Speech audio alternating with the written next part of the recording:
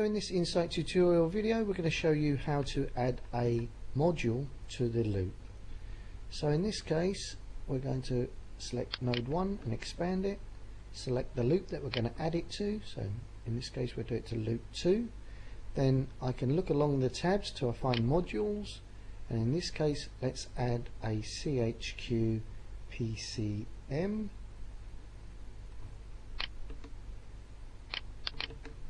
Double click and it's now added at address 1. We can then expand the module. We can see that it has 4 inputs and 4 outputs, and if we want to change any of these attributes, so at this one, input number 1 is an input, so that currently is selected as zone 0.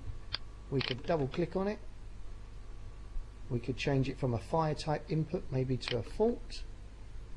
We can then give it an input delay to say it has to be there for 20 seconds. We can get it to bypass any output delays. We can say it's non-latching and whether it's inverted or not, and we might give it something along the lines of a name that says fault door PSU fault relay, and then say save. We can do this with any of the outputs as well, so we just double click and in there we can say that this output will be default ring mode, so effectively any input that's been selected as a fire type will operate it. If that's not the case, we could uncheck it and have a cause and effects that targets this particular output specifically.